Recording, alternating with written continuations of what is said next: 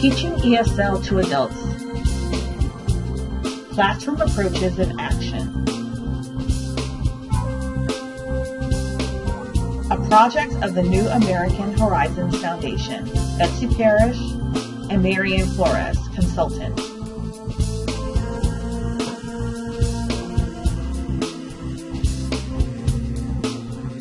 Developing reading skills for intermediate advanced learners.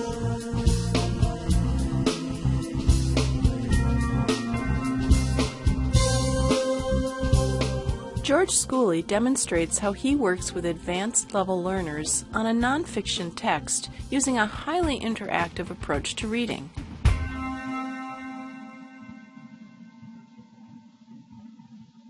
Free writing, leading into today's topic. So everybody get out your notebooks, and we're going to do a free writing right now. So I want you to write for about 10 minutes on your role in the family. What does role mean? Your place. Your place. Very good. What place do you have in your family? Which one family? Are we talking about the one we have now or the one we used to live with? You can choose either one. Okay. It's up to you. Remember, free writing is for you. I teach the highest level of ESL. The course name is ELL 7, and it's an integrated skills course for students who want to go on to post-secondary education or perhaps get their GED, or who just need a brush up on their skills so they can function better in our society. And we have students from all over the world. They range from Latin America to Asia, East Asia, Africa. They come from all parts. And what's the rule for free writing? Non-stop. Don't stop writing. We have about 30 students come in every night, and that I meet twice a week for 2.5 hours in the evening. Okay, so last week, what did we do last week? What did we read a story. What story did we read? The scholarship, right. And what was the conflict in that story? Remember we talked about conflict? What was the conflict in that story? Different culture? Well, it is about a different culture, but what's the conflict? What was the struggle or the problem? Female and male. Female and male? Why? Tell me about it. The father didn't support the daughter because she got that scholarship. She won the scholarship. Yeah, the story's called The Scholarship, and it's about how the daughter won a scholarship. What's a scholarship? To go different school. Yeah, the government or organization gives you money to go to school, right? But the daughter won the scholarship. Who did the father think was going to win the scholarship? The sons. So was the father happy about that? No. There's another issue there that some families deal with, and it's called birth order. What's birth order? George connects learning from the previous lesson to the new topic. Older siblings may be in that family. How would they feel about the older sibling? The older brother or sister? It's supposed to be the older who is the one can get the scholarship or go out first, as he's the older, she's the younger. It's not her turn. It's kind of like that. Right. A lot of times the first is more favored, right? Or it gets more attention, right? So that's what we're going to be learning about today. We're going to learn about birth order. Pre-reading activities. And how many birth orders are there, do you think? Firstborn. The firstborn. And what's another birth order? Can somebody else tell me? The pre-reading activities serve to activate learners' prior knowledge about the topic. So, or middle. But it's a middle if it's only a 3, right? Well, let's see here. What's another one? My objectives for this lesson to have them read a nonfiction piece and understand the main points of the article and relate it to their own lives and create discussion through that. So we're practicing not only reading skills, but writing skills and speaking and listening. But the primary focus, of course, is on reading. Only children. So that's what we're going to study today. Does that sound interesting? Yes.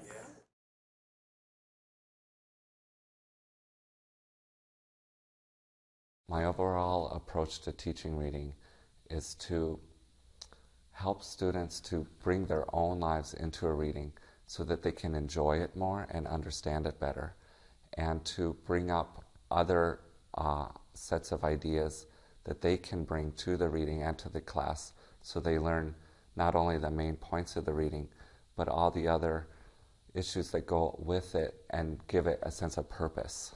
The reason I chose this topic is because it's interesting and it's something that everybody has prior knowledge of. They all have an experience with birth order. So students can contribute to the discussion easily. And when they read it, they have then things to relate it to, so it's not coming out from left field.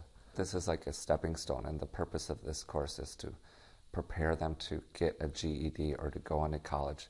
So you don't want to overwhelm them with something that is completely unfamiliar. You want to give them practice reading nonfiction and step them up into more difficult tasks. Okay, good. But first, I want you to find out who everybody is and make a group based on your birth order. If I'm a student, if I'm one of you right now, I need to find other people who are my group. So what's my group? Even at advanced levels, it's important to check understanding of directions for an activity. Who's the first? Or you could say, what's your birth order? So what's your birth order? Your middle. Your middle? Are we in the same group? No. What's the meaning here, guys? You want more middle. So there's too many people in this group. Too many middles, what can we say? So what, your middle? What's fourth mean? Is there a fifth born? So you're middle. Okay, so you can stand here. Are you middle? Yes, there are middle, but there are just too many people. Yeah, there's, how many things are we going to look at? 2 things. What are the 2 things we're looking at? Benefits and drawbacks, right. So well, first of all, what's a benefit? Something is good for you. Something that's good. So what is my birth order? So what's the benefit for me as a first? You get all the attention. I get all the attention? So under benefits, write down everything that's good for your group. That's a good thing about being first or middle or only or youngest. Drawback, write down everything that's not good. Somebody have to write, or we pass that? No, I think it'd be better if one person writes. So everybody choose one secretary. The first thing I do in any reading lesson is have what we call a pre-reading activity. And those activities are meant to bring up schema or related experience that the students already have so they can relate to the reading and not have to process every bit of information. If they already have the information in their head, they already know about it, they can kind of brush through that part and focus on the areas that are more difficult to understand. The purpose of grouping by birth orders was to get a cohort of students who have similar backgrounds so they can, in a sense, pool their schema or their background knowledge.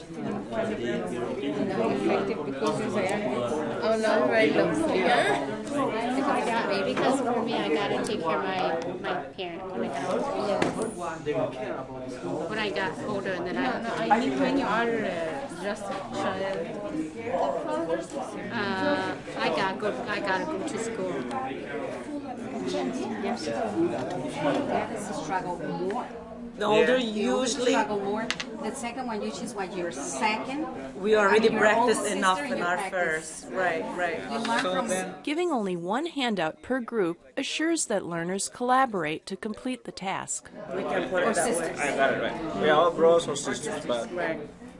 And You feel left out because the feel older left get out. more attention. The How older about get that? more attention, and The those are olders the and the youngest. baby usually do. so what will be? Think of the clothes, you always get the leftovers. That's what I or said. the, Yeah. So what's your group now? Middle one. You're the middle children, right? What's a benefit of middle children? Less responsibility. Why is that a benefit? Why is that? Yeah, why is that a benefit? Victor, why is that a benefit? Because they're more older than I had, and the oldest one takes more responsibilities, and the middle one takes less. So it means you get more free time? Yeah, okay, good. Now what about your middle too? What's a negative or a disadvantage for? We have to take the best down clothes, used clothes maybe. Okay, second hand. Second hand. Secondhand, left out. Did you know that's what clothes that were handed down are called? Second hand. Second hand.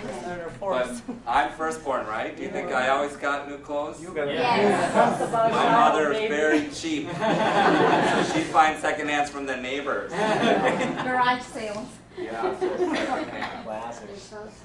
George makes sure to elicit an idea from each group. All the attention from everybody in the family. You get all the attention, Spoiled. so you're spoiled. Let's just put that down. Spoiled. Because you already told me firstborns get a lot of attention, right? Right. Is it the same kind of attention? No. What kind of attention? I think our parents try to. Let's hear from the youngest here. What's the attention? Huh? Because we are the babies and we have an older brother and sister. So you get Not just the parent, but it's also from the older child. okay, so everybody gives you attention. Okay.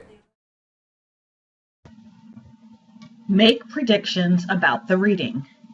What kind of life will you have if you're a firstborn? What kind of job will you have? What kind of family will you have? Making predictions about a text is a common pre-reading activity. Now do you like what kind of life will you have because of your birth order? What will this say about that? Firstborns are independent, or they're leaders. Before they read, they have to predict what they're going to be reading. So that activates the schema, the related information they already know. And that will help them process all the information. But also when you predict a question, you make a question to predict what's going on and you look for the answer. You don't have to worry about all the minutia that isn't necessarily related to that. So I'm helping them to learn how to focus, find specific information, and then later when they read it, they use those questions to find specific points that allows them to weed out all the other things that might distract them otherwise. Then it's not just for you. You have to share equally. You don't have to have all the stuff that you have. Well, maybe your country, but in my country usually, They will get yeah, everything. because you're the oldest one, not get everything, but have to manage. Yeah, Manage. Yeah, manage. So that's if what they I'm have. writing. Management. Okay. Jigsaw Reading Part 1. Reading Task 1. Reading for specific information. So this is birth order theory. It's about how people develop because of their place in the family. Just like we were talking about just now. How are all these children the same? No, each child has a different personality, partially, not wholly, but partially because of their order in their family. That's what the theory is saying. So we're going to read these right now, and you're going to read all of them? No. Which, just the one for your group. And what are you going to do with this paper here? Yeah, you're going to look for your trait and then fill out the traits for your order. Thank you, birth order. So, if I'm firstborn, do I fill out everything? No.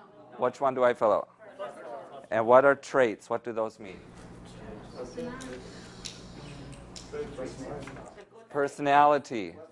the things that you just wrote, your predictions here, right? And I want you, while you're reading, to think about whether the predictions you have here are the same as the reading has, okay? And then write down here, what do you write about? Typical professions. In the jigsaw approach George uses, each group is responsible for only one section of the reading text. No. And the middle one, I like sales, advertising, and all that. Yeah. Right. The tree diagram gives them a visual layout for them to put in those points that they find, the specific information they find. And it also encourages them not to go into other areas that might be distracting in the reading, but to focus on the points that they're looking for. The benefits to having a different section to read for each group is that it's more manageable. Each group can thoroughly digest the reading. It's not that long. And they also have an opportunity to pick out the points that are important to them. Another reason I use these techniques like jigsaw, the jigsaw technique and grouping is when you put people in smaller groups, it's more manageable. You can observe how they're doing, and the students can help each other too. And although these groupings came out random, they're bound to have a few higher level students working with lower level students. And so in those small groups, the higher level students can help the lower level students.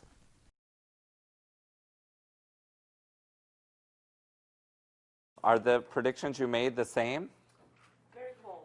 Okay, so I want you to discuss that. How do they compare? Are they close or are they really off? Your predictions aren't the same? And then I want you to discuss how about your personal experiences? Like your experiences in your home, in your family. Like Tony was telling me, he doesn't think he's that different from his oldest brother, that they have similar responsibilities. So is his experience the same as what they're saying here in the reading? So I want you to compare your personal experiences, what you feel, what you know from your family, with what the reading is saying. They have difficult to be, good in reading. Read and rise. See that part here? That's not in my family as a middle, or my own family too. No, my older actually, the one take more time. And so is my boy. I don't want to be like, I want to hang out. Evaluating the validity of the reading promotes critical thinking. I don't want nothing from her. I want my own. Now, why is it different? Jigsaw Reading Part 2. Well, can I see your paper? What's the problem with Roberto's paper? It's not finished. It's not finished. So how does he finish it? Write all the 4 and 2. No, maybe go and ask everyone. Ask everybody. Now the pieces of the reading are put together. First, youngest, and only child. Yeah, first, last born, or youngest, and only child. And who's the only child here? No. Allah. So Allah's going to be very busy. Is that okay, Allah? It gives the students a visual tool where they can visually see the different parts laid out in front of them. But the problem is it's not completed. So what they have to do is they have to interact with each other to find the information to fill out each part. And then they can see how any piece of nonfiction has different points that literally support a central idea. And so it reinforces what we've been teaching throughout the course, that to look for main ideas, find supporting details, and see how they relate to one another. Any graphic organizer, like the tree diagram, can help learners see the organization of a text. I've been saying hi. I've been calling her name to wait time. Yeah. I missed you. All right. Hello first. Yeah. Are you a perfect? I think yes, well organized. Yeah. well organized? Why you are well organized?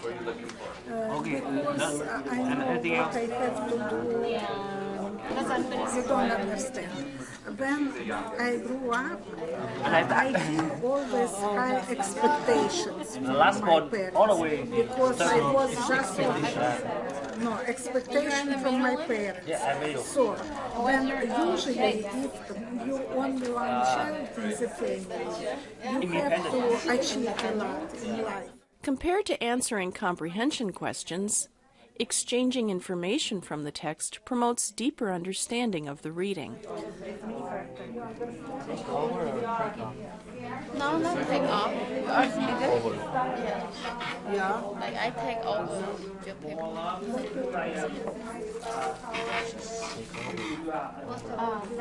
Lucky. I'm right. High expectation. High expectation. High expectation. Take advantage. Yeah. Have opportunity. Listen. What's that? Less Interaction with. This interactive approach integrates valuable speaking practice as well. Yeah.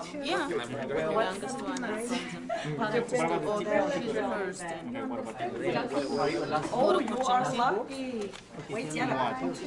School. This is why you can be a professional. Wear some more top for a baby. What is this? Wear the baby. Smart. Anything? Like, if you're the oldest and I'm the youngest, you're gonna love me. So I need to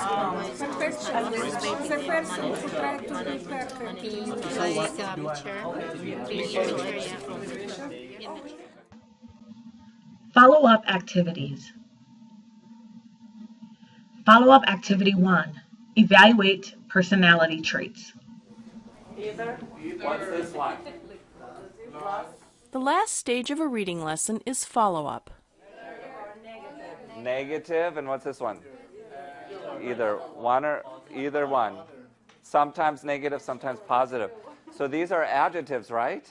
Are all adjectives positive? Are all adjectives negative? Evaluating personality traits from the reading promotes critical thinking. Now, what are we going to do?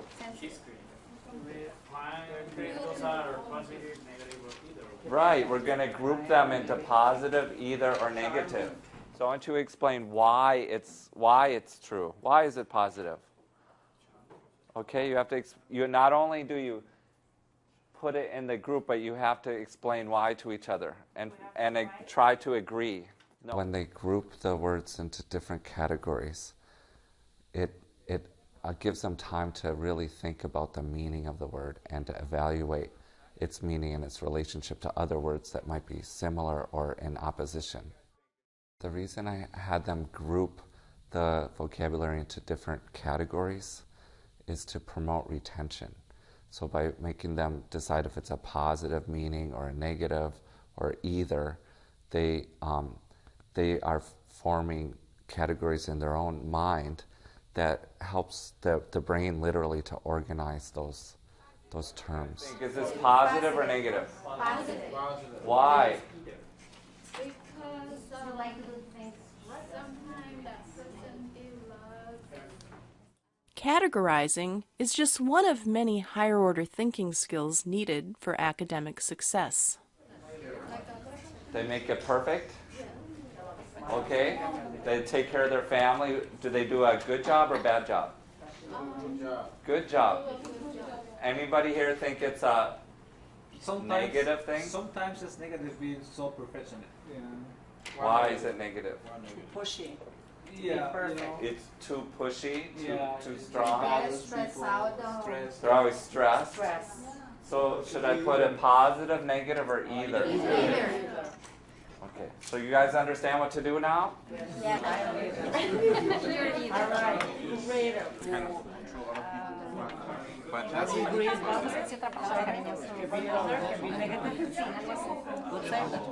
All right. Negative. No, it's supposed to. Because you control it too much, it's not getting all spoiled. It's different. What I see, it's supposed to be negative. Yeah, negative. What do you think? Yes. Yeah, because Maybe you're right. right? Yeah. You agree? Yes, we are. To encourage reasoning and analytical skills, learners always have to justify their answers.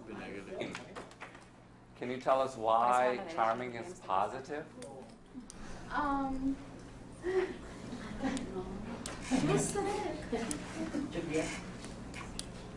Why is charming positive? Charming is positive because charming is kind of gentle personality. We have sensitive and eager or Does that sound right, everybody? Sensitives either? Yep. Okay, why, Samia? So come up here and tell everybody.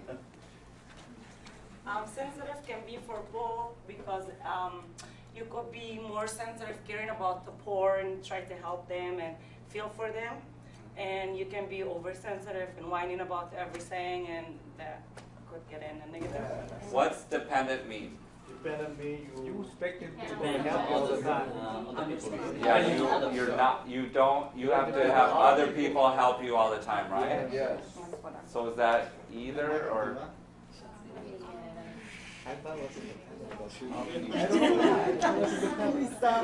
Very good. Good job. What if you're a child? Do you have a lot of control over things? No. So can the child tell the parent what to do? No. So how does the child, if they want to get something, they have to manipulate. How do they manipulate the parent? They cry. What else do they do? Charming. They charm them, right? Yeah. So they get candy by, Charming. or like if my mother says no, where do I go? Daddy. I go to daddy. Does daddy and mommy know I'm doing that? No. That's also manipulative. So is that good or bad, do you think? Negative or positive or either? Negative. Can it be good sometimes? No problem. In some, when you get older? Think about it.